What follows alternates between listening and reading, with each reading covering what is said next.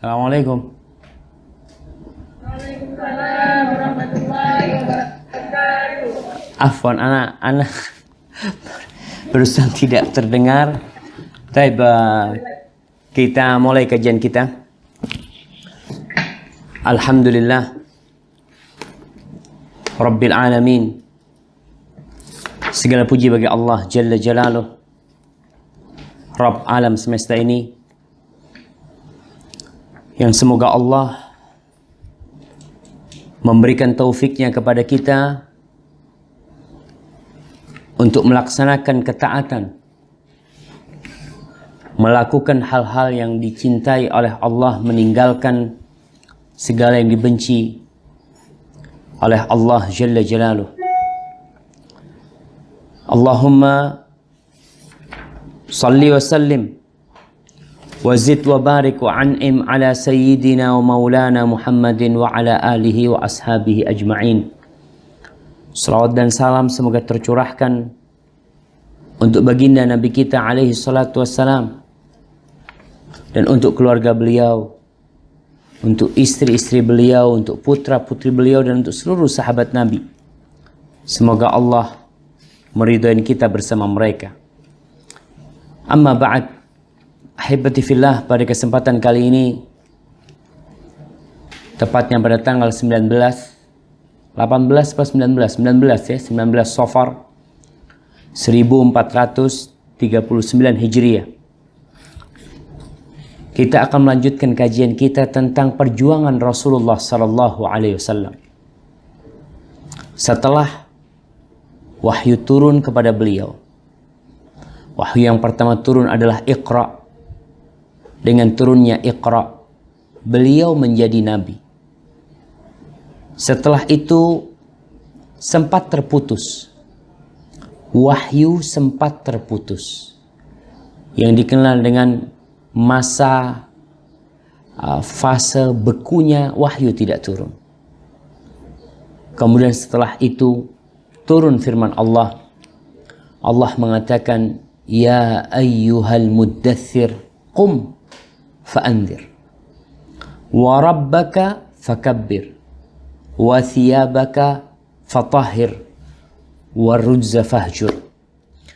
Allah mengatakan kepada nabinya alaihi salatu wassalam, dan panggilan itu bukan hanya untuk nabi kita, tapi untuk kita, melanjutkan perjuangan Nabi alaihi salatu wassalam untuk bangkit, meninggalkan masa kemalasan.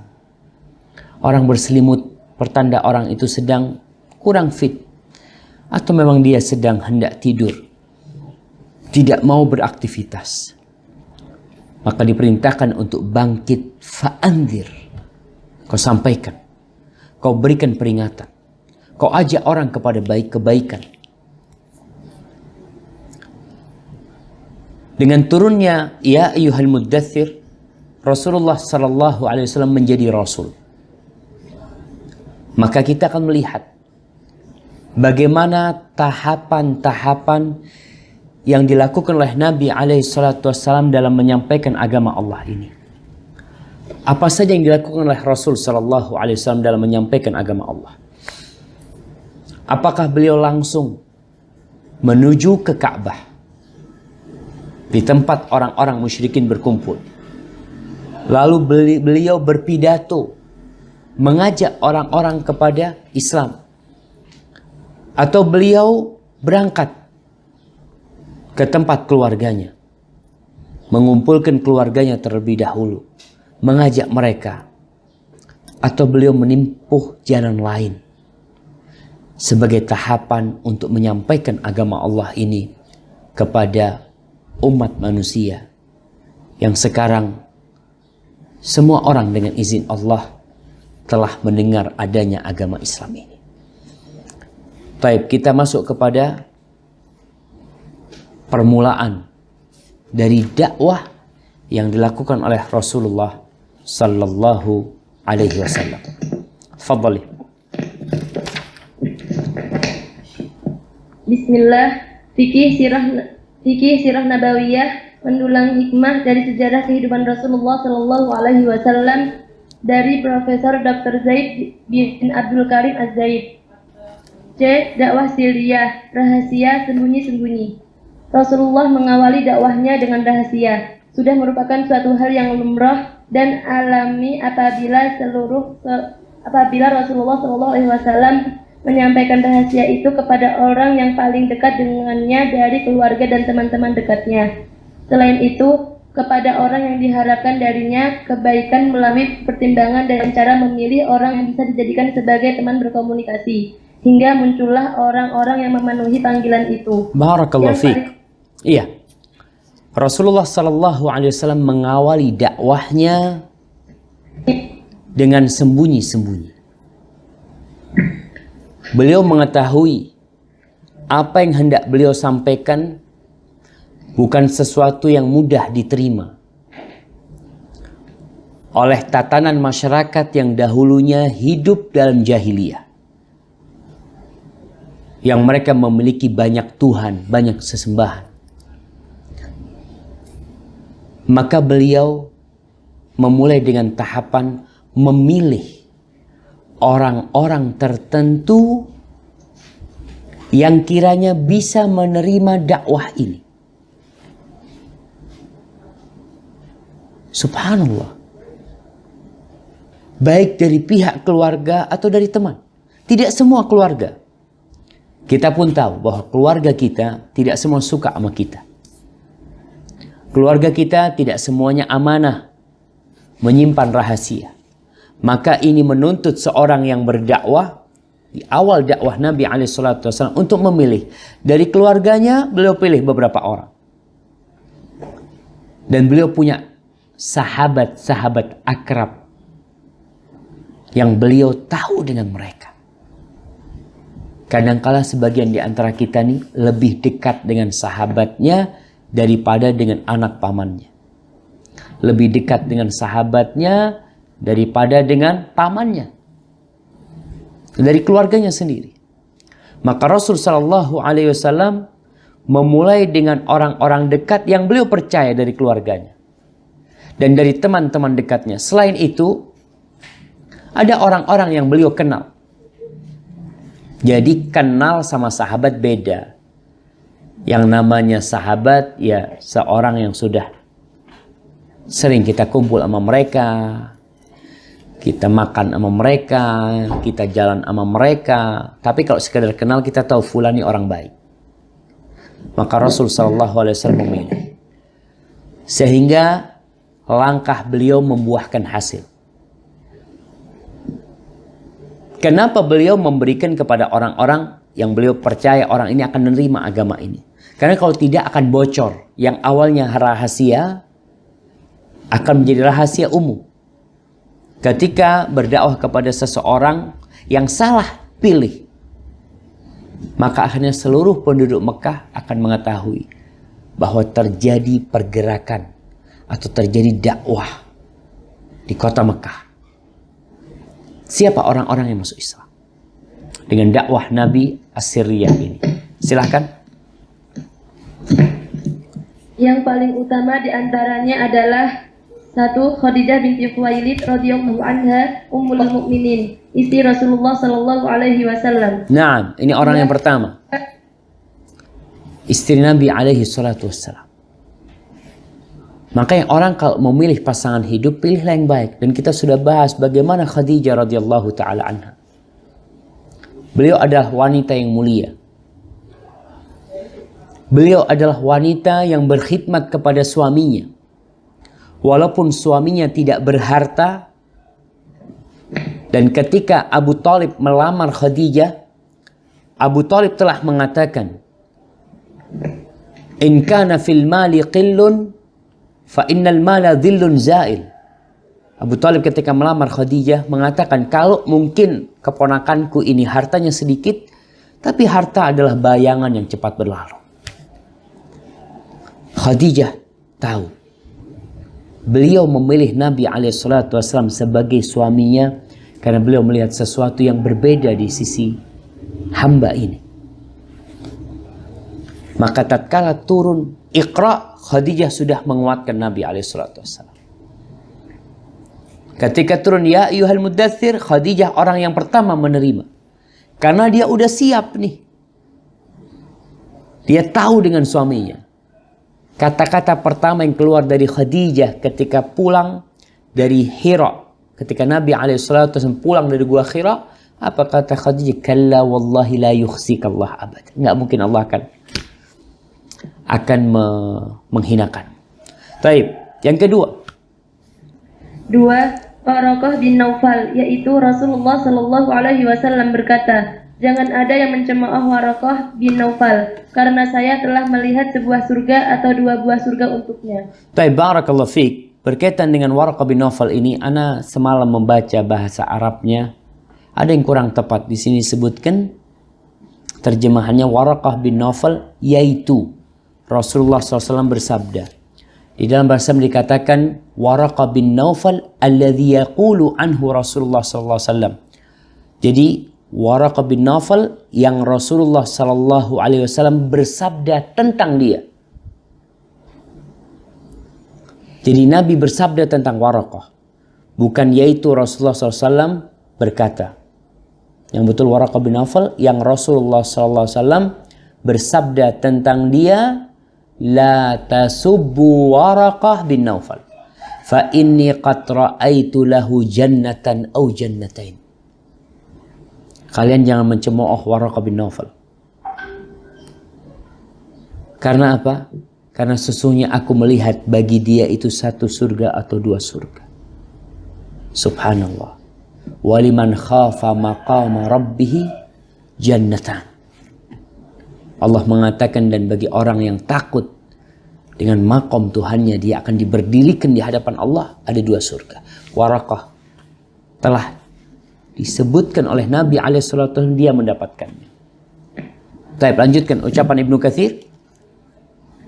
Ibnu Katsir rahimahullah ta'ala berkata, setelah peristiwa itu tidak lama kemudian Waraqah meninggal. Karena apa yang dikatakannya adalah ungkapan keimanan terhadap apa yang dia dapatkan dan sebuah keyakinan terhadap wahyu dan niat yang tulus untuk mengikuti kebenaran yang sebentar lagi tiba. Naam, ucapan Waraqah bin Naufal ketika Khadijah membawa Rasulullah sallallahu alaihi wasallam kepada Waraqah. Lalu Nabi sallallahu alaihi wasallam bercerita, apa kata Waraqah bin Naufal? Dia mengatakan innahu lanamus alladzi nazzala ala Musa. Itu tuh malaikat Jibril yang turun kepada Nabi Musa.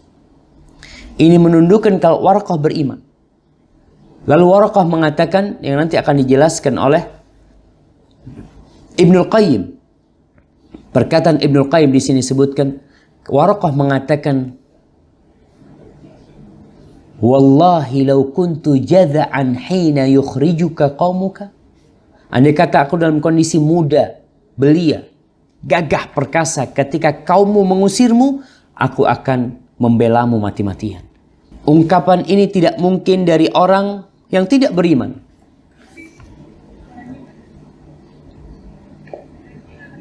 Suaranya tidak kedengaran. Suaranya tidak terdengar. Sekarang kedengaran? Baik, bentar lagi kita lanjutkan. Bismillah.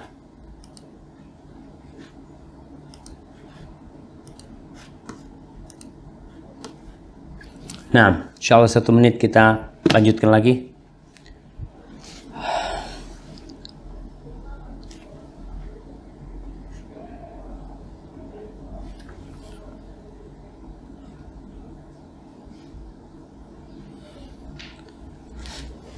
Ya, sambil menunggu komputer ini hidup lagi, berkaitan dengan Waraqah bin Naufal. Kita tahu bagaimana Waraqah bin Naufal dia ingin membela Rasul sallallahu alaihi wasallam dengan awal turunnya Iqra.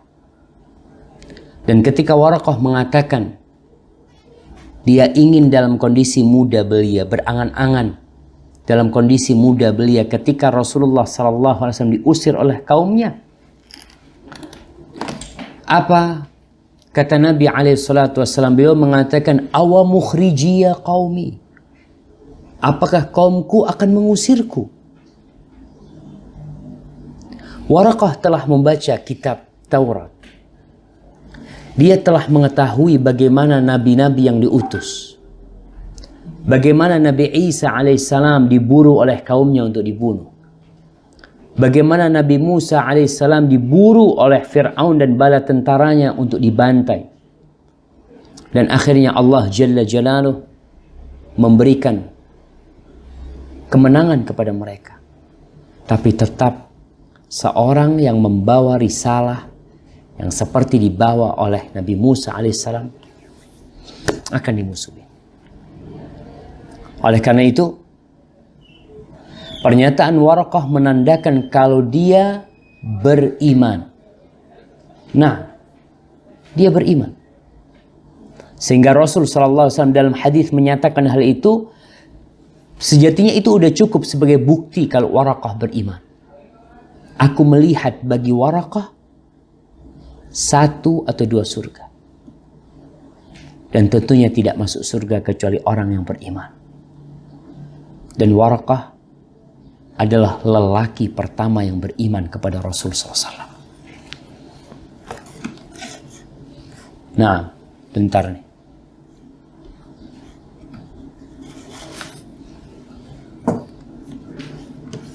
Bismillah.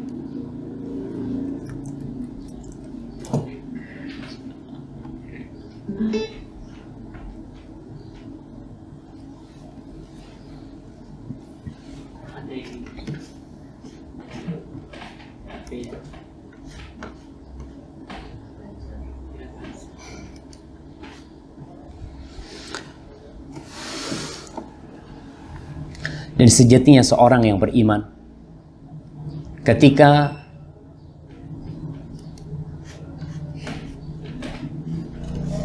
mendapatkan kebenaran, dan itu hidayah dari Allah. Orang yang mendapatkan kebenaran sejatinya dia memiliki kewajiban untuk menerima kebenaran tersebut tanpa menunggu dan berpikir panjang lebar. Baik, insya Allah kita akan mulai sama teman-teman yang siap, udah keluar. Ini yang Skype, bismillah.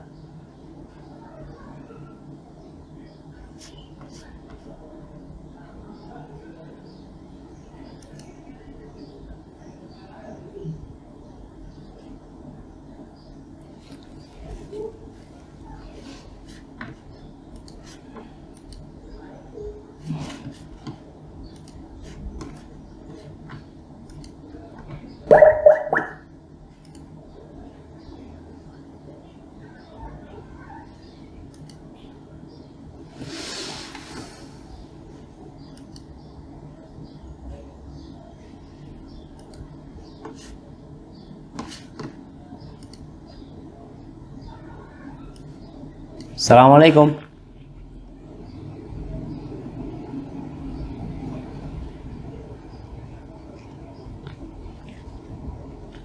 Masya Allah, kayaknya belum terdengar nih. Bentar.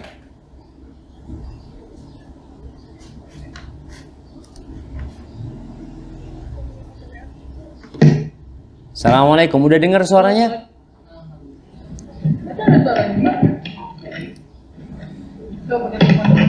Belum terdengar? Udah? Udah belum?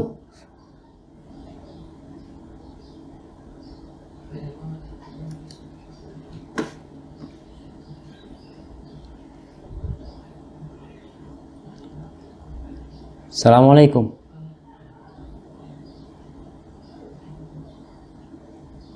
Kayaknya belum terdengar lagi jemaah.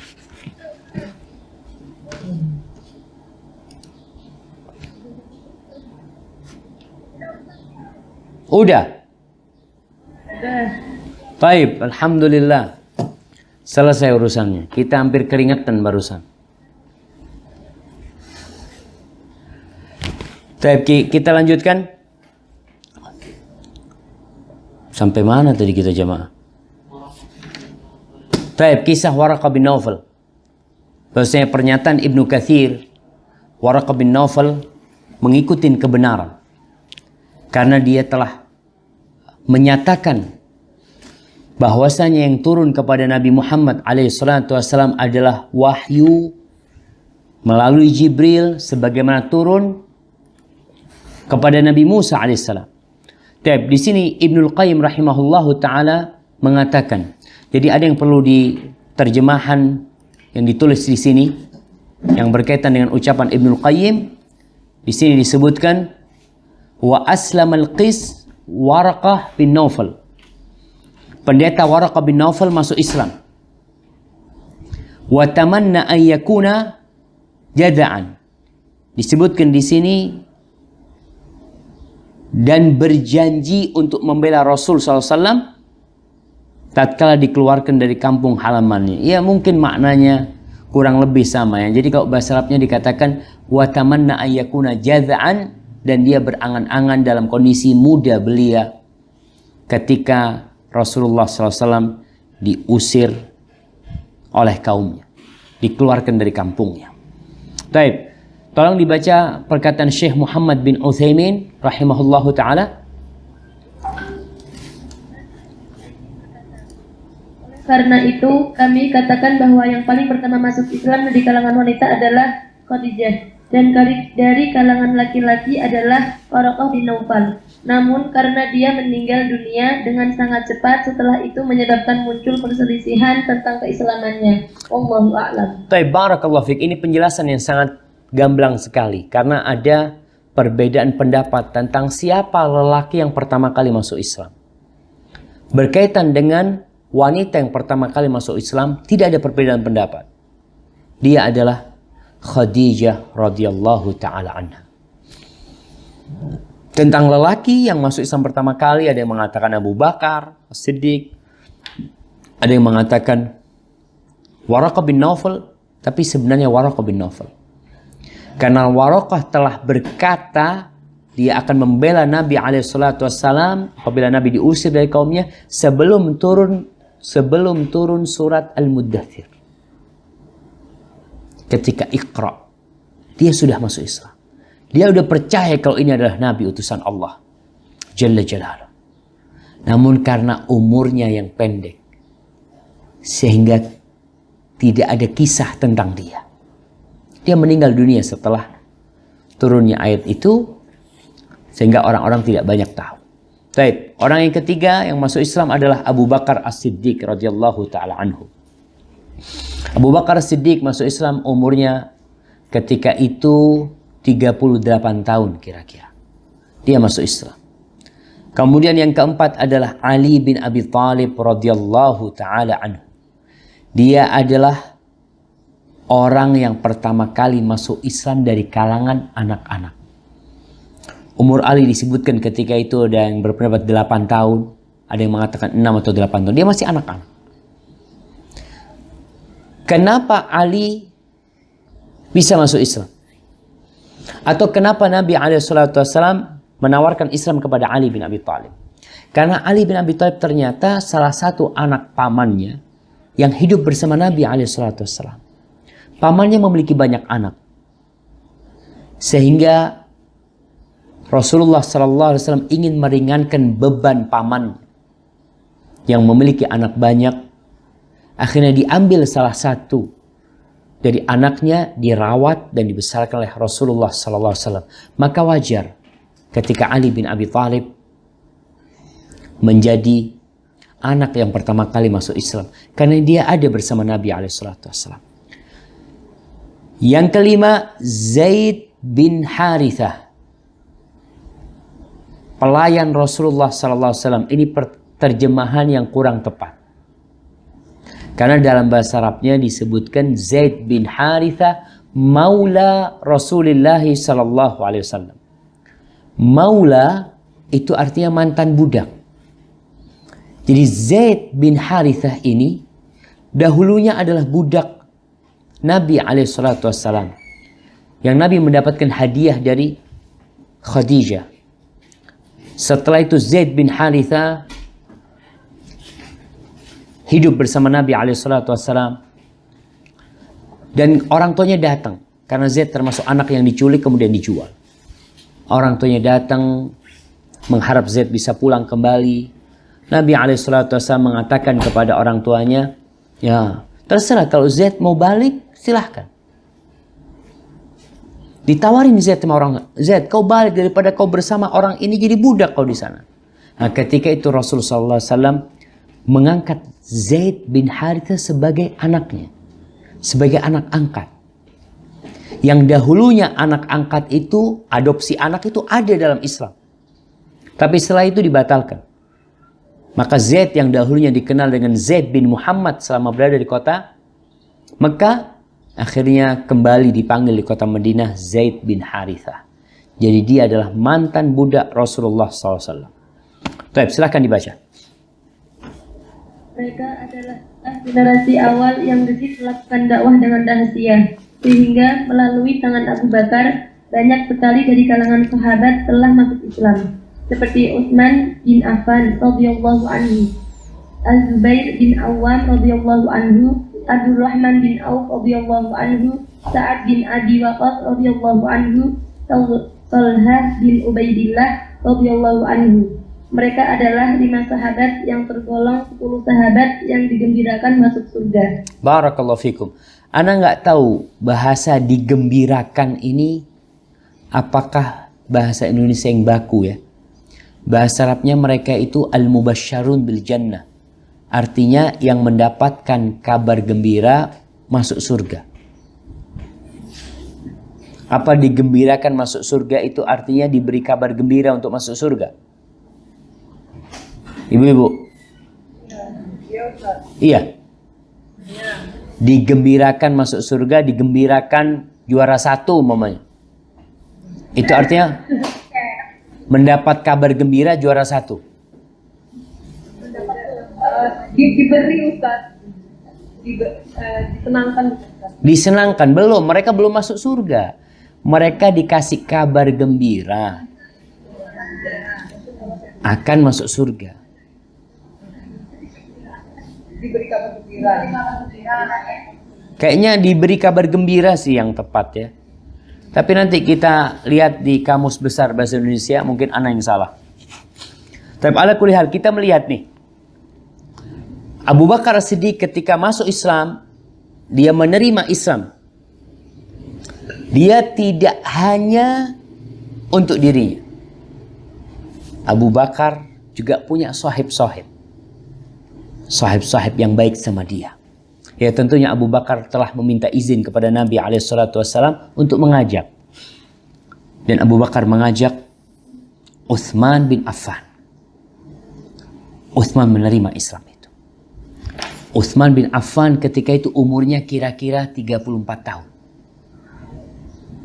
Kemudian beliau mengajak Az-Zubair bin Awam. Zubair bin Awam umurnya kira-kira 16 tahun. Kemudian Abdurrahman bin Auf.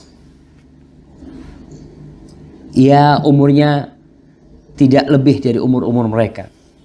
Kemudian Sa'ad bin Abi Waqqas umurnya 17 tahun. Abdurrahman bin Auf kira-kira 16 atau 15 tahun. Sa'ad bin Abi Waqqas umurnya 17 tahun. Talha bin Ubaidillah umurnya kira-kira 15 tahun. Mereka masih anak-anak muda yang menerima Islam ini. Dan bisa dibayangkan ya, pernyataan orang-orang Syiah bahwasanya Abu Bakar Siddiq pura-pura masuk Islam. Ketika Nabi meninggal dunia dia murtad. Ini adalah ungkapan yang secara akal tidak bisa diterima. Akal manusia mana yang menerima? Abu Bakar menerima Rasulullah SAW sebagai Nabi dan beriman dengannya di masa yang sangat sulit. Ketika tidak ada manusia yang beriman, Abu Bakar beriman. Bersama Ali, bersama Khadijah, bersama Waraqah. Belum ada sesuatu yang diharapkan dari Islam. Kalau berpikir ketika di Madinah Islam sudah mulai jaya, mungkin orang pura-pura masuk Islam bisa diterima untuk mendapatkan manfaat dunia. Tapi Abu Bakar tidak. Bahkan dia mengajak orang lain untuk masuk Islam. Dia mengajak tuh 5 sahabat yang dijamin masuk surga. Semua amalannya itu akan ada di timbangannya Abu Bakar. Kita tahu pahala orang yang mengajarkan kebaikan. Apa kata Rasul SAW? Ad-dalu alal khairi kafa'ilihi. Orang yang menunjukkan kepada kebaikan seperti yang mengamalkan kebaikan itu. Man sanna sunnatan hasanah, barang siapa yang memberikan contoh yang baik, maka dia dapat pahala sunnah itu dan pahala orang-orang yang mengamalkannya sampai hari kiamat tanpa dikurangi. Makanya Abu Bakar Siddiq menjadi khalifah umat Islam setelah Nabi SAW, dan tidak ada yang berbeda pendapat tentang hal itu. Kalaupun ada sesuatu perselisihan itu perselisihan yang wajar yang kemudian selesai dan hilang. Taib. Dan ambil pelajaran dari umur mereka. Mereka yang masuk Islam semuanya di bawah Nabi SAW. Kecuali Waraqah yang sudah tua renta memang dia. Yang kemudian meninggal dunia. Anak-anak muda itu lebih mudah menerima kebenaran. Lebih mudah bagi dia untuk menerima kebenaran. Dan di mana-mana di seluruh dunia yang ditakutkan oleh penguasa adalah anak-anak muda. Mereka tidak takut dengan orang-orang yang sudah sepuh. Tapi kalau anak muda berubah, maka masa depan sebuah negeri akan berubah. Dan musuh-musuh Islam tahu dengan kekuatan anak muda. Sehingga yang dirusak di sebuah negeri bukan orang yang tua. Biarkan yang tua sudah, tinggal nunggu mati, selesai mereka. Yang mereka rusak adalah generasi anak muda. Dengan kekuatan fisik mereka. Dengan idealisme yang ada dalam jiwa mereka. Anak muda ingin satu perubahan. Sehingga mereka menerima agama Islam itu dan berjuang. Baik, lanjutkan. Termasuk yang paling awal masuk Islam adalah Abu Ubaidah Amir bin Al-Jarrah radhiyallahu anhu, Abu Salamah radhiyallahu anhu, Al-Arqam bin Abi Al-Arqam, Utsman bin Mas'un, dan kedua saudaranya Abdullah dan Sa'id bin Zaid dan lain-lain. Barakallahu fiik. Jadi ada sahabat-sahabat yang dikenal dengan as-sabiqun al-awwalun. Orang-orang yang masuk Islam di awal. Disebutkan tambahan selain yang udah disebutkan ada Abu Ubaidah Amir bin Jarrah yang juga termasuk 10 sahabat yang dijamin masuk surga. Kemudian kalau kita lihat ada satu lagi 10 sahabat yang masuk surga. Siapa jamaah? Yang masuk Islam pertama itu 9. Satu masuk Islamnya terlambat. Siapa dia? Umar bin Khattab radhiyallahu ta'ala anhu. Tapi keislaman Umar bin Khattab memberikan warna yang berbeda. Sehingga itulah yang membuat Umar termasuk yang mendapatkan kabar gembira masuk surga oleh Rasul SAW karena perjuangan Umar bin Khattab. Setelah dia masuk Islam, kemudian dia berjuang untuk Islam. Jadi di sini ada 4 sahabat. Abu Bakar 5 yang masuk Islam lewat Abu Bakar Siddiq. Ditambah Ali bin Abi Thalib. Tambah Utsman bin Affan. Jadi berapa? 8. Jadi 8 sama Abu Bakar. Jadi 7 lah. 7. Baik, 5 yang masuk Islam lewat Abu Bakar. Utsman ada di dalamnya. Tambah Abu Bakar. Tambah Ali 7. Kemudian tambah Abu Ubaidah. Jadi 8. Tambah satu lagi siapa?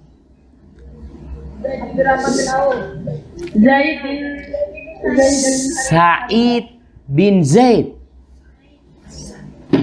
Sa'id bin Zaid di sini disebutkan. Yang 132. Jadi 9 kan? Satu lagi siapa? Umar bin Khattab radhiyallahu ta'ala anhu. Jadi 9 di antara mereka masuk Islam di awal-awal Islam. Dan tentunya mereka yang masuk Islam di awal tidak sama dengan yang masuk Islam setelah dakwah terang-terangan. Tidak sama dengan yang masuk Islam setelah hijrah. Taib. Kemudian di sini disebutkan adapun yang paling pertama masuk Islam secara garis besar dan hampir saja merupakan ijma adalah Khadijah radhiyallahu taala anha. Selesai sudah.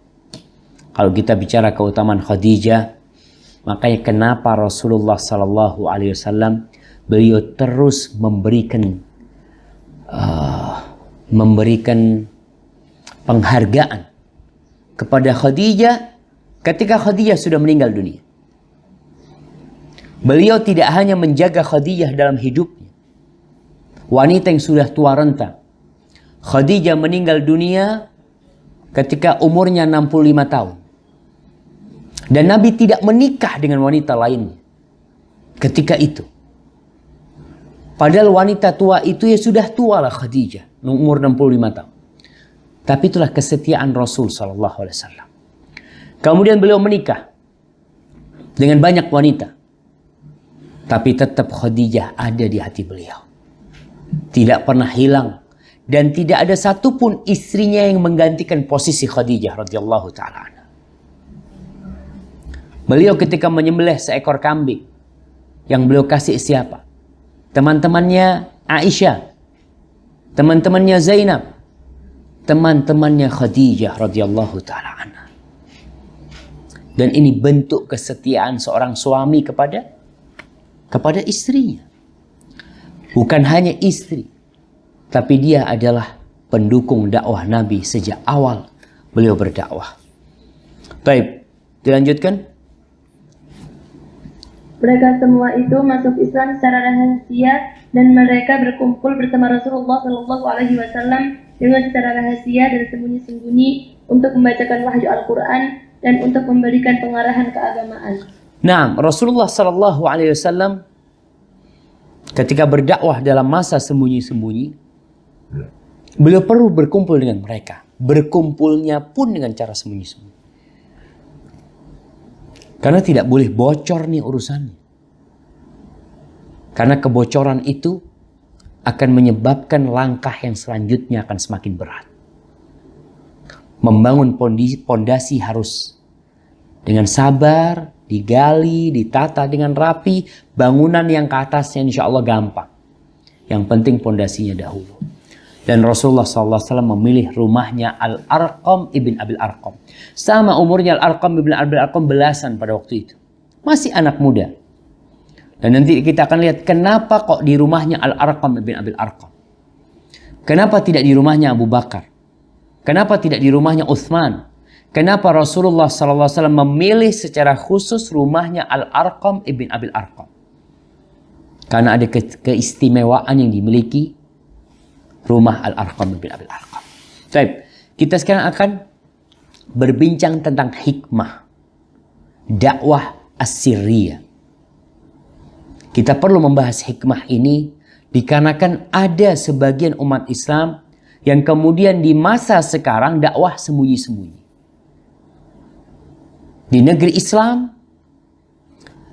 tidak ada yang memusuhi Islam di negeri itu. Syiar Islam, sholat bisa dengan mudah. Dan tidak ada yang melarang orang untuk ke masjid, untuk berkhutbah, untuk berceramah. Dia berdakwah sembunyi-sembunyi, lalu berpikiran kita sekarang masih di fase Mekah. Dakwah sembunyi-sembunyi. Selesai fase Mekah. Kecuali nanti akan dibahas. Mungkin kau ada di negeri kafir. Yang kau tidak bisa berdakwah dengan terang-terangan. Engkau tidak bisa membacakan Al-Quran dengan terang-terangan. Kau tidak bisa bikin kajian terang-terangan. Kemudian harus sembunyi-sembunyi. Tapi ketika negerinya Islam gak bisa kau katakan kita sekarang berada di fase Mekah. Belum, ini belum fase Madinah. Karena ada sebagian yang berpendapat seperti itu. Dan Syekh akan menyebutkannya dari hikmah yang bisa dipetik. Baik, di sini ada 3 pelajaran. Jadi kalau dalam bahasa Arabnya itu Syekh menyebutkan kita perlu duduk.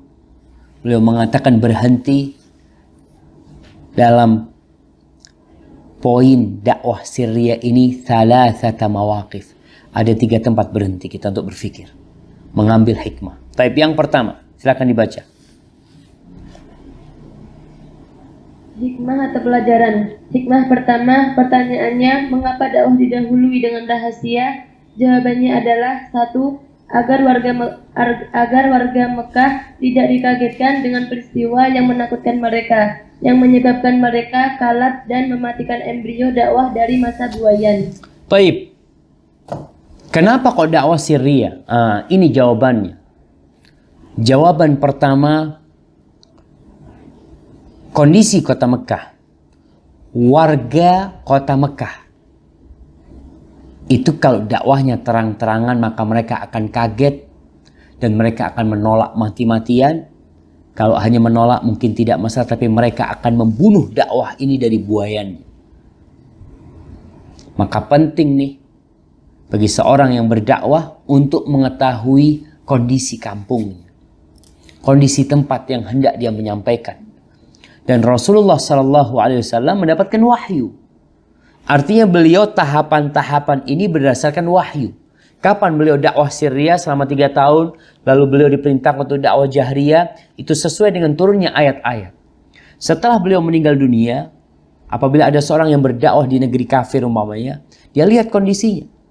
Apakah memang dakwah harus sirriyah atau tidak? Mungkin tidak. Kita punya teman-teman yang di Amerika, kita punya saudara-saudara yang ada di Eropa, yang ada di Australia, ternyata mereka bisa punya Islamic Center. Apa perlu dakwah sembunyi-sembunyi ketika Islamic Center bisa berdiri?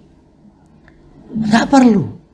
Apakah perlu dakwah sembunyi-sembunyi ketika masjid keluar izinnya? Tentunya tidak perlu. Rasulullah SAW kenapa dakwah sembunyi-sembunyi? Karena memang kondisinya. Beliau tidak bisa membangun masjid. Beribadah pun harus sembunyi-sembunyi.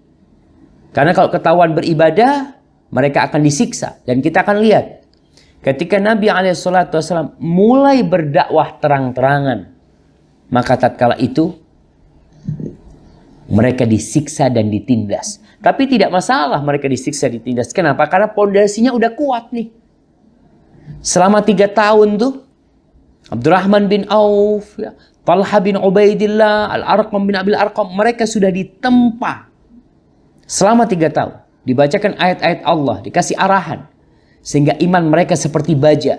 Dan tatkala mereka ketahuan sebagai seorang yang muslim, mereka disiksa, tidak ada satupun di antara mereka yang pindah dan keluar dari agama. Karena udah siap. Baik, itu pelajaran pertama. Baik, pelajaran kedua, atau jawaban kedua.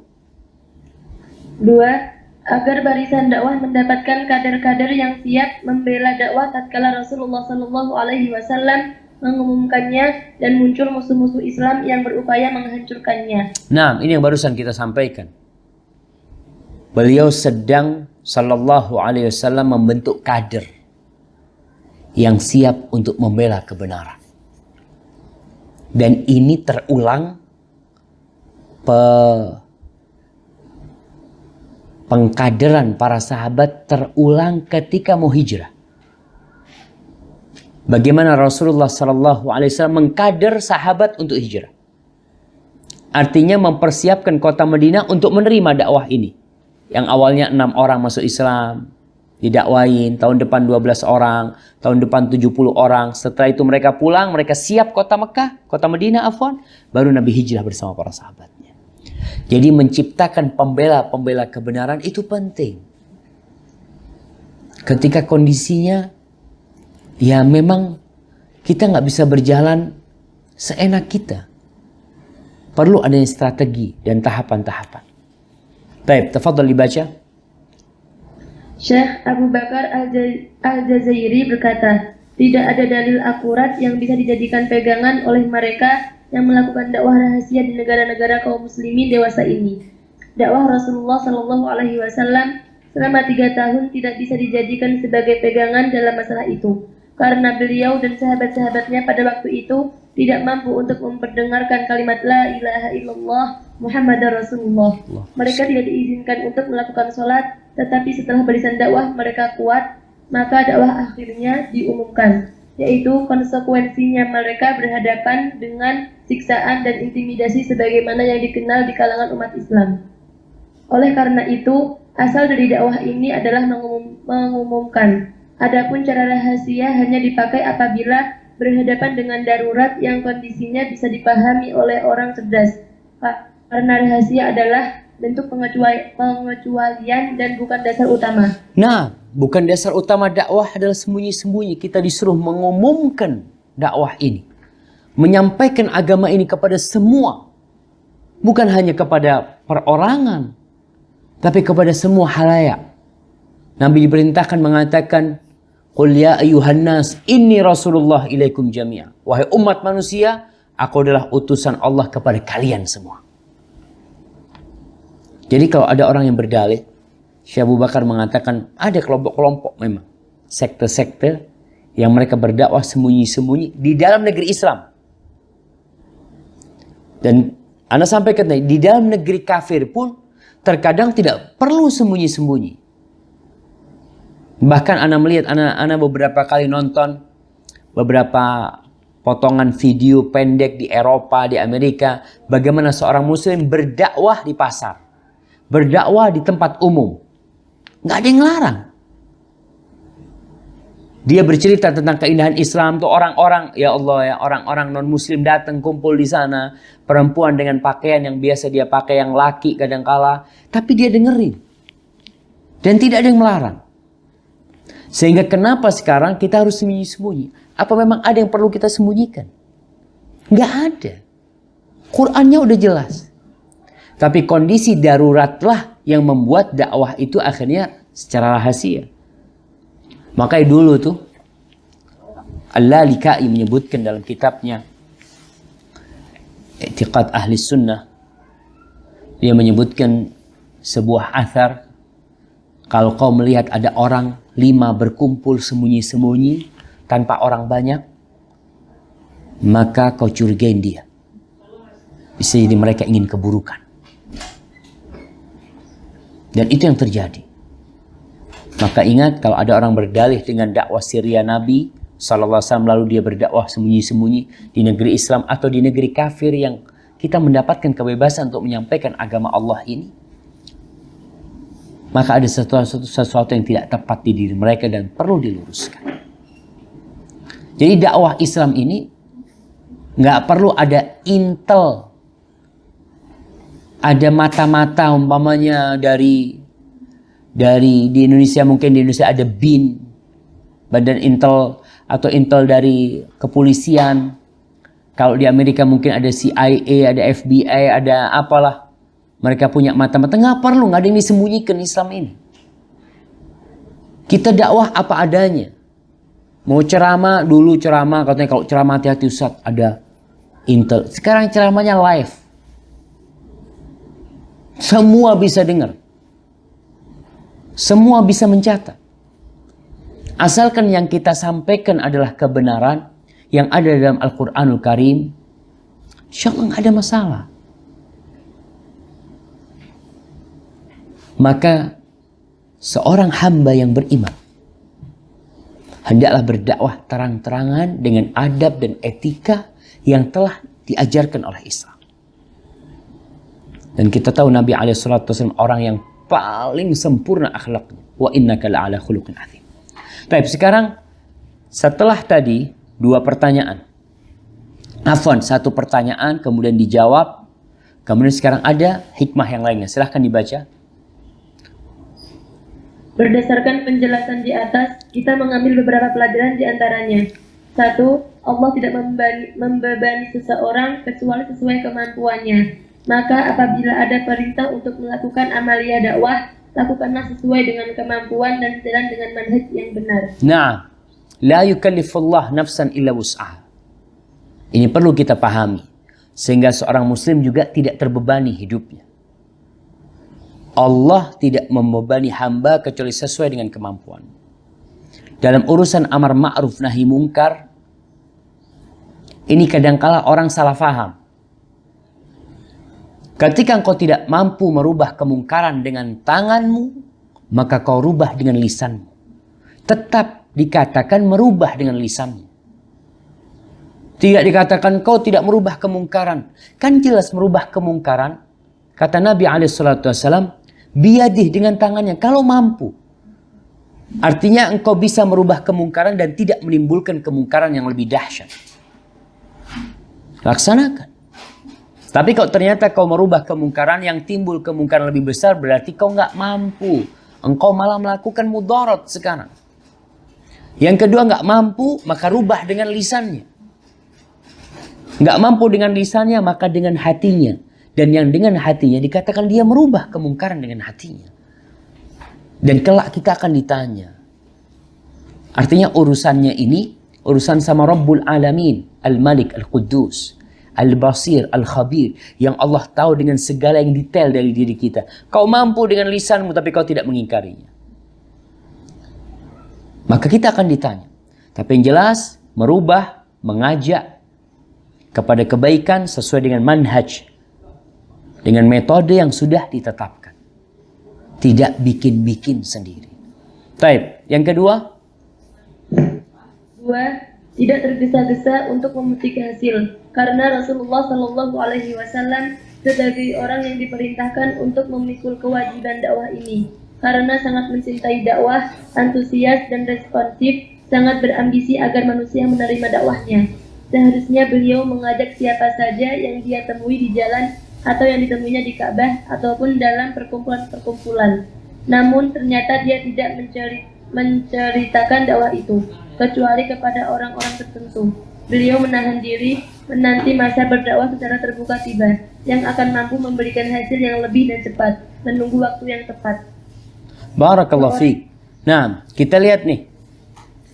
Kita ambil pelajaran. Rasul Shallallahu Alaihi Wasallam tidak tergesa-gesa untuk memetik hasil. Mungkin kita berpikir, kalau Rasul Shallallahu Alaihi Wasallam berdakwah di depan Ka'bah ketika orang-orang banyak kumpul di situ, kan akan semakin banyak orang yang menerima dakwah ini. Tapi beliau tahu, hasil itu bukan dengan jumlah. Jadi kita bicara bukan kuantitas, bicara kualitas yang dibutuhkan. Dan juga Rasul Shallallahu Alaihi Wasallam memahami kondisinya. Kita kadang-kala kepingin orang banyak dapat hidayah langsung. Kesempatan kau berbicara di depan umum, aku sampaikan semuanya. Malah nggak ada yang nerima. Maka jangan tergesa-gesa memetik hasil dalam berdakwah. Dan perjuangan dalam mengajak orang kepada kebaikan ini membutuhkan waktu. Membutuhkan proses. Dan ingat nih, bagi para wanita yang memiliki suami yang belum dapat hidayah, sabar. Baru dia ngaji sebulan kepingin suaminya berubah. Suaminya nggak berubah, Ustaz, kayaknya anak khulu, Ustaz ya. Entah cerai aja anak. Subhanallah. Sabar kau. Kau bertahun-tahun juga kayak suami. Maka ketika kau dapat hidayah itu, ada proses. Kita bicara bagaimana manhaj menyampaikan kepada seorang suami. Kadang-kala suami punya 10 kesalahan. Sang istri kepingin meluruskan suami. Dia mengatakan, wahai suamiku yang tampan, yang aku cintai, habis isya aku ada perlu ya. Nah, habis isya, habis makan duduk. Afwan. Wahai suamiku, ada 10 kesalahan. Yang pertama, 1, 2, 3, 4. Seharusnya kau perbaikin 1 dulu, yang 9 kau sembunyikan. Yang 1 sudah bisa, alhamdulillah. Di situ kau rubah lagi. Jangan tergesa-gesa untuk memetik hasilnya. Terus kau berdakwah. Makanya Rasul SAW pelan-pelan. Dan hasilnya selama 13 tahun sedikit. 13 tahun nanti berdakwah di kota Mekah, Masya Allah. Hasilnya tidak terlalu banyak. 100 atau kurang dari 100 jumlah orang-orang yang beriman. Tapi beliau bersabar. Taib. Fadal.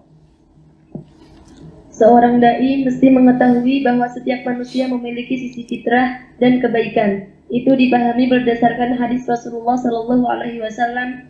Setiap anak manusia yang dilahirkan lahir dalam keadaan fitrah.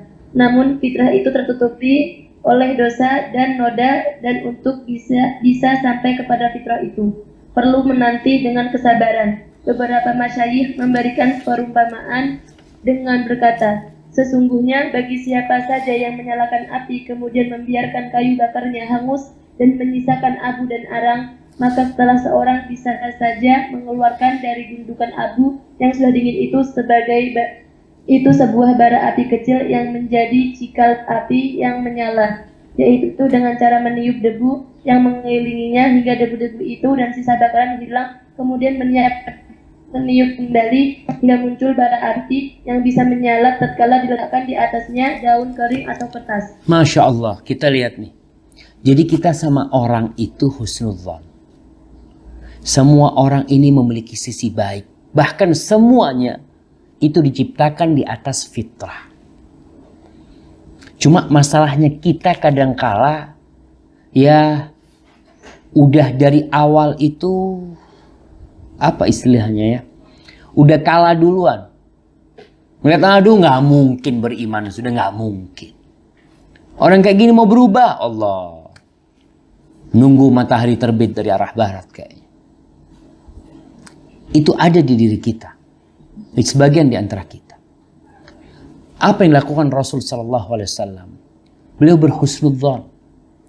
Bahkan kita tahu Nabi Alaihissalam nanti itu ketika beliau ditawarin untuk menimpakan 2 bukit kepada penduduk Mekah atau kepada penduduk Taif, apakah Rasulullah Sallallahu Alaihi Wasallam menerima hal itu? Beliau nggak nerima. Enggak. Aku berharap nanti dari anak keturunan mereka muncul generasi yang menyembah Allah Jalla Jalla. Dan itu yang diharapkan. Cuma memang kadangkala fitrah manusia ini tertutupi. Makanya untuk memasukkan cahaya, gini nih. Kalau di sini dicontohkan dengan debu, dengan orang yang membakar. Dia bakar kayu sampai habis kayunya jadi abu. Mungkin kita berpikir, aduh nggak ada apinya udah. Coba kau perhatikan. Kau pisahkan. Ternyata ada di situ. Dan ada di diri manusia itu api. Itu bara ada. Ketika kau tahu itu ada, alhamdulillah. Bara itu bisa membakar. Kau kasih daun-daunan, maka kemudian akan terbakar. Begitu para manusia. Ada sisi baik manusia yang diharapkan dari dia. Tapi proses untuk memilah abu itu yang dikatakan membutuhkan waktu dan kesabaran. Dan Nabi bersabar. Ini pelajaran buat kita pun perlu bersabar. Perlu bersabar. Karena kesabaran itu kunci kesuksesan. Baik, lanjutkan. Akan tetapi kenyataannya banyak manusia yang terlalu tergesa-gesa dalam mengeluarkan bara kecil itu dari tumpukan abu. Dia langsung dan cepat meniup tumpukan abu tersebut yang menyebabkan abu itu bertebaran di mukanya. Dan cikal bara itu berserakan tanpa bisa dimanfaatkan lagi. Begitulah perumpamaan berdakwah di jalan Allah. Siapa saja yang tergesa-gesa dalam memetik hasil, maka mudaratnya akan lebih banyak daripada manfaatnya. Namun bagi yang berhati-hati dan bersabar dalam bekerja untuk menghilangkan karat yang melekat di hati, yang ibaratnya bagaikan debu hingga dia berhasil menembus hati, hingga meraih cahaya kebenaran dan menerangi sekelilingnya. Objek dakwahnya menerima ajakannya, maka dia telah berhasil karena menghindari tergesa-gesa dalam memetik hasil. Nah, ini pelajaran penting buat kita semua. Kita yang berdakwah, kita yang mengajak, orang-orang yang belajar, yang kelak bakal menjadi ustadz, yang bakal menyampaikan kepada umat. Kadangkala mereka ya berada di kampung ini, aduh kayaknya nggak bisa pindah ke kampung lain, pindah ke kampung lain. Ternyata masalahnya bukan di penduduk kampung tersebut. Nih ustadz udah 5 kali pindah kampung nih. Kenapa? Oh kampung sana nggak bisa udah. Ana udah pernah dakwah di sana. Mungkin kau nggak bisa. Bukan berarti orang lain nggak bisa. Kau yang nggak bisa nah. Kenapa? Karena kau tergesa-gesa. Karena kau merasa anak pernah di sana 3 bulan. Aduh, orangnya susah. Baru 3 bulan kau. Nabi Nuh 950 tahun. Maka perlu diperhatikan bahwasanya perlahan-lahan mengajak orang kepada kebaikan dan menanti hasil. Tugas kita itu bukan memetik hasil. Tugas kita bukan. Hasil itu Allah yang kasih. Tugas kita menjalankan proses ini dengan benar. Maka seorang harus berilmu ketika mengajak orang. Sehingga proses itu berjalan dengan benar. Ada hasil, nggak ada hasil. Ada nabi yang tidak ada pengikutnya. Nggak ada pengikutnya. Satu pun nggak ada. Ya'ti nabi wa ma'ahu rajul wa rajulan. Ada nabi yang pengikutnya cuma 1 orang. Ada yang 2 orang. Ada nabi yang tidak ada pengikutnya karena dia dibunuh oleh kaumnya. Tapi nabi itu telah melaksanakan proses dengan benar. Proses dakwah itu. Maka kewajiban kita hanya berusaha. Kemudian di sini disebutkan kisah Syekh Muhammad bin Abdul Wahhab rahimahullahu taala yang beliau tidak tergesa-gesa ketika beliau melihat di masa beliau di kota Riyadh sana ada orang yang tawaf di kuburannya Zaid ibn Khattab. Tawaf di kuburannya Zaid bin Khattab radhiyallahu anhu. Beliau tidak serta-merta mengingkari mereka dengan mengatakan, oh syirik, masuk neraka nih orang-orang. Nah, pelan-pelan tuh hati itu yang ada karatnya, kau perlu pelan-pelan dibersihin. Beliau hanya mengatakan ketika melihat orang-orang tawaf di kuburannya Zaid, apa kata beliau? Allahu khairun min Zaid. Allah lebih baik daripada Zaid. Kau minta sama Allah lah. Ini kan ucapan yang bijak sekali. Kita kan mengatakan, oh syirik tuh, syirik melakukan nih. Oh syirik. Betul, mungkin mereka melakukan kesyirikan. Tapi bagaimana mengajak mereka untuk keluar dari kesyirikan? Kadang-kadang perlu kata-kata yang tidak menabrak mereka. Tapi tinggalkan kata-kata yang membuat mereka berpikir. Syekh mengatakan Allah khairun minaz Zaid.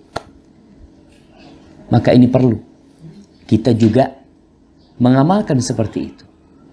Umar bin Khattab ketika melihat ada seorang lelaki yang sedang membesuk Umar dalam kondisi Umar sekarat ya. Ada anak muda lewat, dia mengucapkan takziah kepada Umar bin Khattab lalu dia pergi. Ketika pergi, apa kata Umar bin Khattab? Rudda alaiya syab. Anak muda tadi tolong kau balikin ke aku. Karena dilihat bajunya ternyata menyapu tanah. Anak muda itu. Isbal. Apa kata Umar bin Khattab nih? Ucapan Umar bin Khattab. Supaya kita yang berdakwah sekarang belajar juga. Umar bin Khattab mengatakan irfa' thawbak. Kau angkat bajumu. Fa innahu atqa li rabbika wa anqa li thawbika. Karena itu lebih bertakwa kepada Allah, kepada Rabbmu, dan itu lebih bersih untuk pakaianmu. Kalau kita melihat kayak gitu, apa yang kita lakukan? Ma tahtal ka'bain fa finnar. Yang di bawah mata kaki di neraka nih. Kau mau kakimu di neraka? Masya Allah. Kita kadang-kala begitu semangatnya jemaah. Hadis itu sahih. Benar tuh hadis. Dan Umar insya Allah tahu dengan itu hadis. Tapi Umar tidak menyebutkan hadis itu. Umar mengatakan kau angkat pakaianmu. Itu akan lebih bertakwa kepada Rabbmu dan akan lebih bersih untuk bajumu. Subhanallah jemaah. Ini yang kadang-kala kita perlu belajar. Baik, hikmah yang kedua. Hikmah kedua, kita menyaksikan bahwa yang pertama kali menjadi sasaran dalam berdakwah adalah seorang wanita, yaitu Khadijah radhiyallahu anha. Kemudian dia menerimanya dan masuk ke dalam agama Islam. Ini berarti bahwa manusia yang paling pertama masuk Islam adalah wanita. Subhanallah tuh yang tadi kita sampaikan. Bagaimana keutamaan Allah berikan kepada wanita, kepada Khadijah. Dan wallahu alam, ana yang tahu sepanjang ana baca buku-buku sirah, buku-buku hadis ya, tentunya tidak semua ana baca, bahwasanya mungkin nanti bisa dikasih masukan sama jemaah. Allah itu hanya kirim salam buat Khadijah. Antum bayangkan, Rabbul Alamin kirim salam buat Khadijah. Ketika Khadijah datang bawa sesuatu buat Nabi SAW, ada Jibril di sana. Jibril mengatakan, "Hadhi Khadijah qad atatka." Ini Khadijah datang. Dia bawa sesuatu buat kau. Fa idza hiya atatka fa aqri'ha min rabbihal salam. Kalau dia sampai kepadamu, sampaikan kepada dia bahwa Tuhan dia kirim salam sama dia. Wa minni salam. Dan Jibril mengatakan, dan aku juga kirim salam buat dia. Ini kemuliaan subhanallah Allah berikan kepada Khadijah radhiyallahu taala anha. Dia yang mendukung dakwah, membela Nabi alaihi salatu wassalam. Dan kita juga melihat Syekh menjelaskan di sini bagaimana wanita pertama atau orang pertama yang mati syahid bukan lelaki. Jadi orang pertama yang masuk Islam adalah wanita. Dan manusia pertama yang mati syahid membela agama ini adalah wanita juga. Dia adalah Sumayyah binti Khayyam, ibunya Ammar bin Yasir radhiyallahu taala anha. Bagaimana dia berjuang membela agama ini. Satu wanita pertama masuk Islam. Wanita kedua yang mati syahid di kalangan umat Islam adalah seorang wanita. Terus apa yang tersisa buat lelaki? Apa yang tersisa buat orang-orang laki? Dan bagaimana Islam memuliakan para wanita? Baik. Dibaca di sini kemudian apa yang tersisa untuk kaum laki-laki? Kemuliaan apa? Kemudian apa yang tersisa untuk kaum laki-laki setelah itu? Apakah setelah itu kita masih saja terpengaruh dengan ungkapan bahwa agama Islam adalah agama yang tidak menghargai wanita? Sementara kaum wanitalah yang paling pertama diajak masuk Islam. Bukankah dengan memulai dari wanita menunjukkan keutamaan wanita itu sendiri? Bukankah karena orang pertama yang menjadi mukmin adalah wanita, mengukuhkan kemuliaan itu bagi kaum wanita? Selain itu mengukuhkan bahwa memang wanita pantas untuk didahulukan. Allahu Akbar. Nah, lanjutkan. Jadi wanita mulia karena itu adalah manusia pertama yang diajak, yang pertama menerima dan yang pertama menolong. Kemudian dimuliakan dengan keberadaannya sebagai manusia pertama yang bertemu Allah karena agama ini. Semua itu sangat cukup untuk menjadi bukti bahwa agama Islam sangat menjunjung tinggi harkat dan martabat wanita. Dan sebagai bantahan atas yang berpendapat bahwa Islam menzalimi wanita dengan diskriminasi gender. Allahu Akbar. Itu tuh. Sampai sekarang. Jadi kalau ada ungkapan ladies first, perempuan lebih dahulu, ya Rasulullah SAW mengajak Khadijah. Beliau dahulukan Khadijah. Beliau tidak meremehkan kedudukan wanita. Beliau tidak mengatakan perempuan mah bisa apa mah. Enggak. Memang benar laisa dzakaru kal untha. Lelaki itu tidak sama dengan wanita, betul. Tapi bukan berarti wanita itu disudutkan atau diremehkan dalam Islam. Enggak. Bahkan kita tahu dengan Khadijah ini bagaimana keutamaan seorang wanita. Jadi kalau ada orang-orang yang merasa didiskreditkan oleh Islam karena masalahnya dia itu udah jauh dari fitrah. Ada yang rusak di diri dia. Dia menginginkan sesuatu, dia ingin sama dengan lelaki dalam umpamanya dalam banyak hal.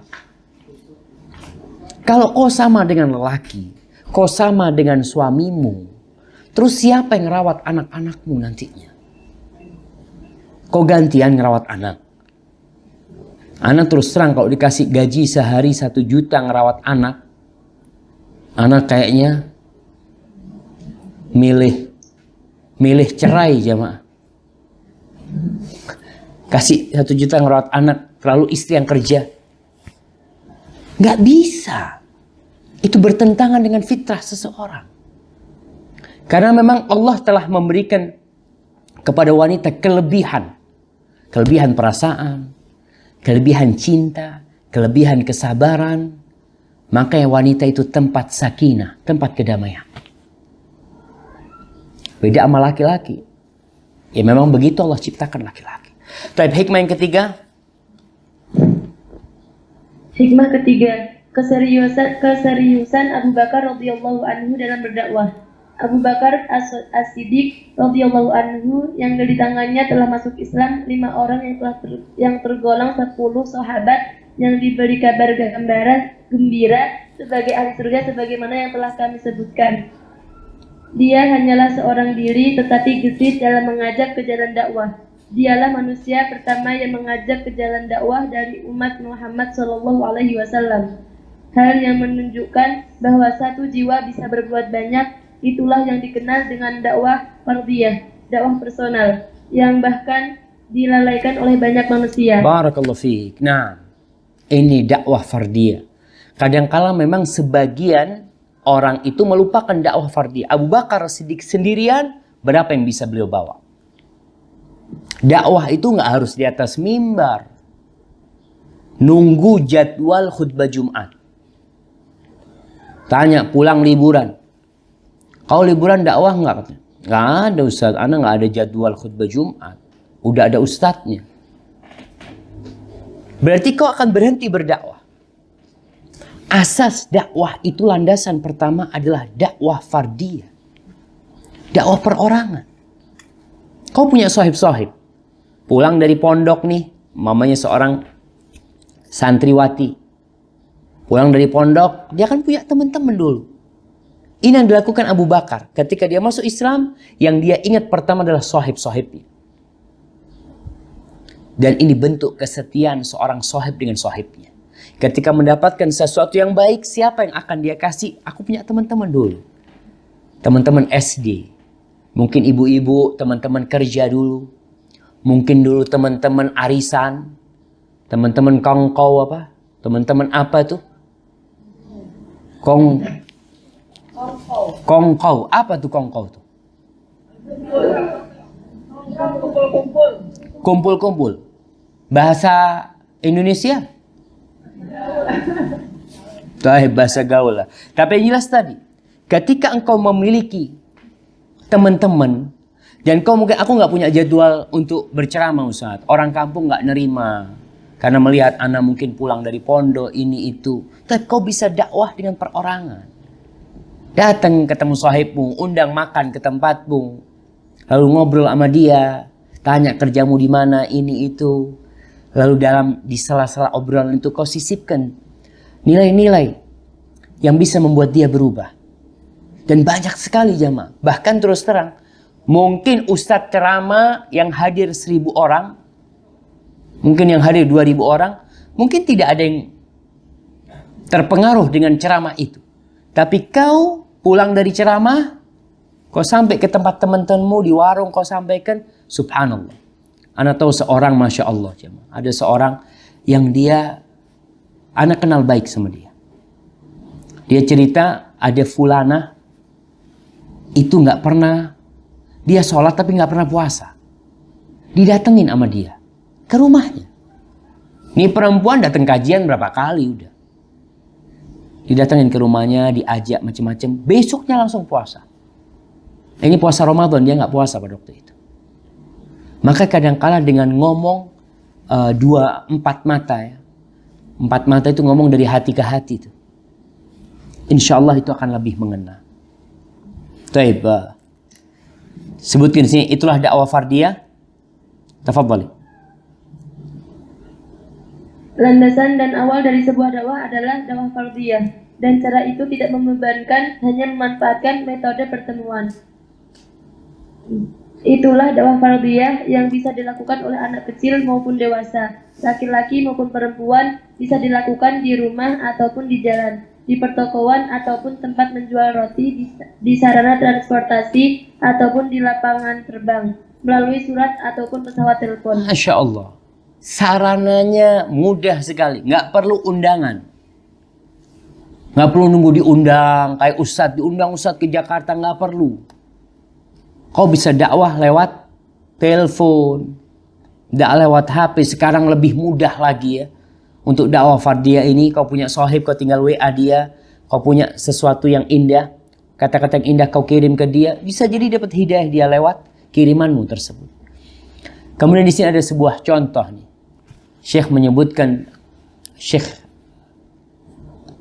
menyebutkan tentang pejabat Prancis ketika dalam penjajahan Aljazair. Bagaimana pejabat Prancis ini memanggil seorang ulama yang bernama Syekh Abdul Hamid Al-Jazairi.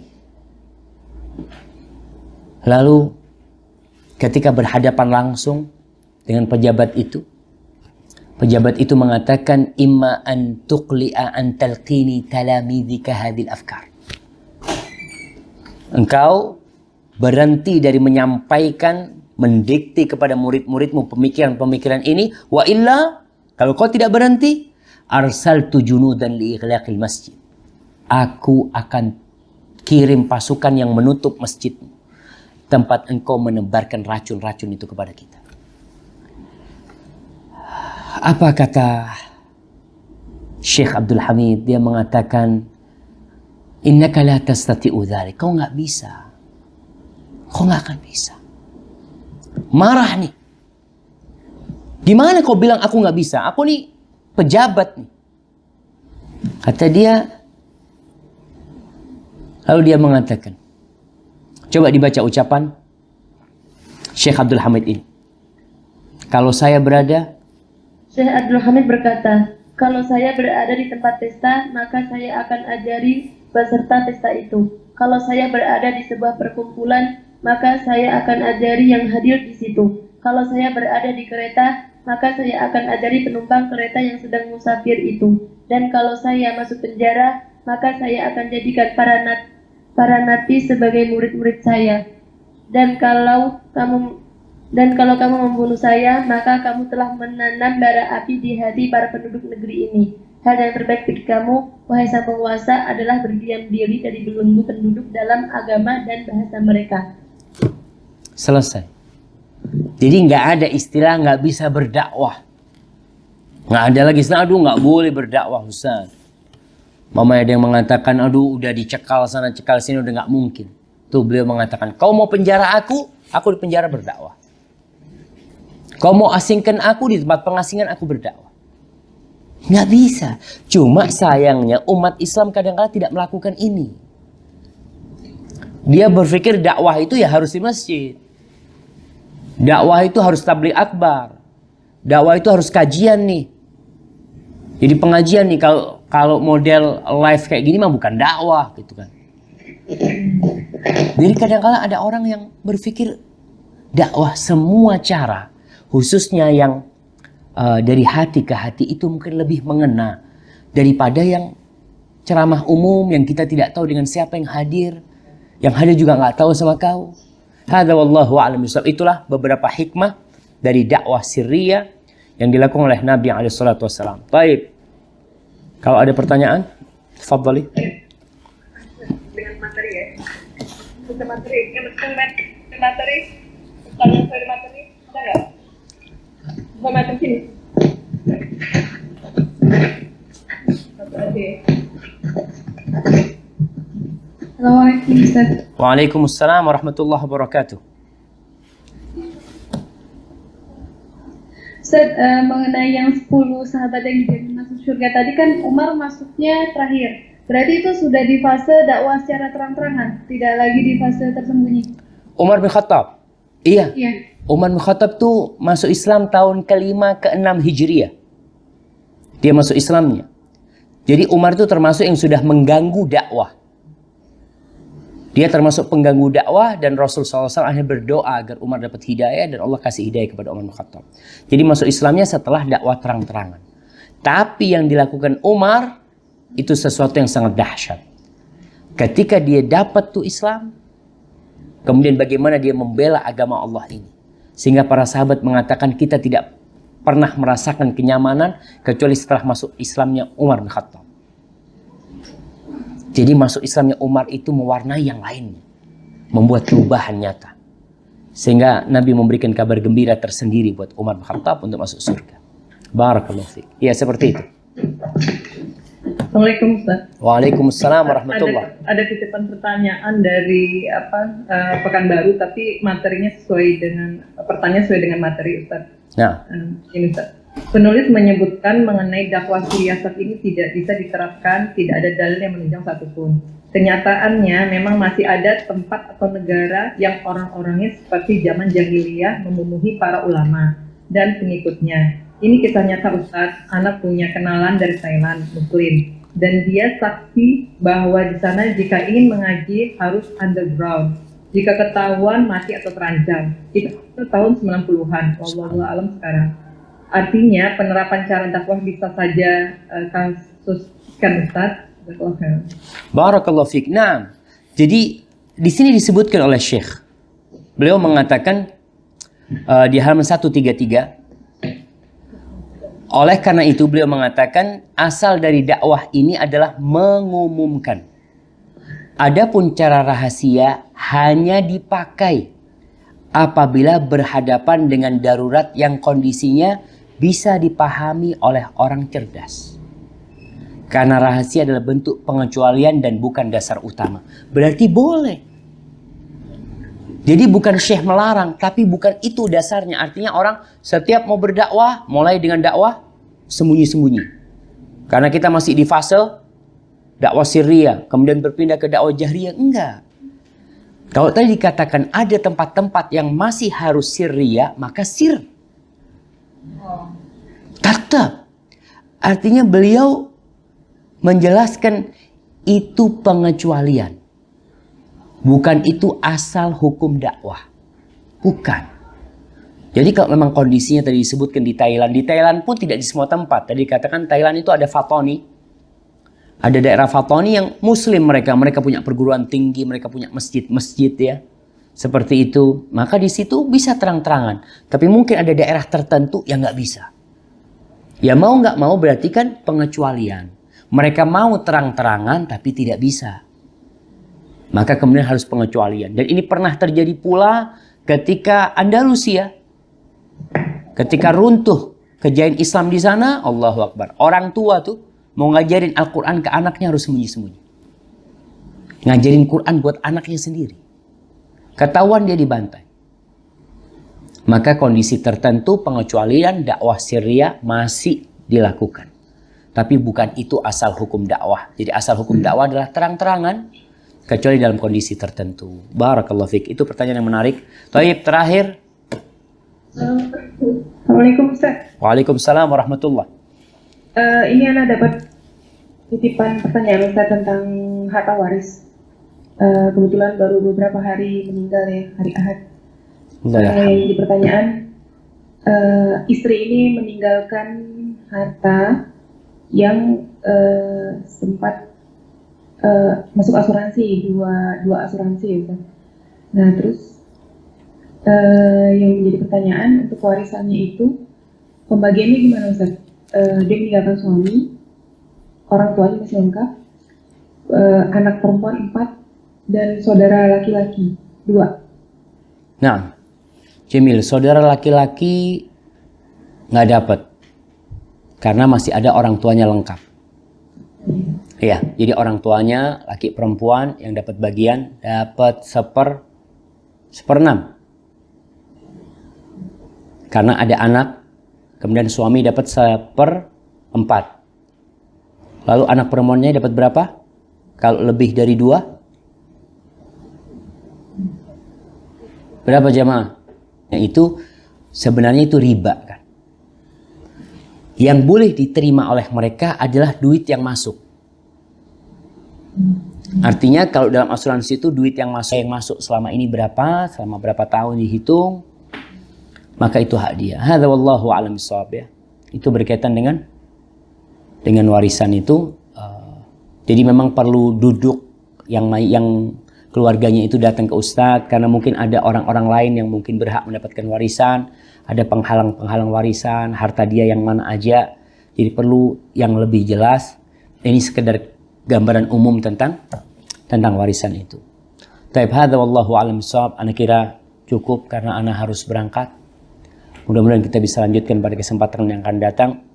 Subhanakallahumma wa bihamdika asyhadu an la ilaha illa anta astaghfiruka wa atubu ilaik. Assalamualaikum warahmatullahi wabarakatuh.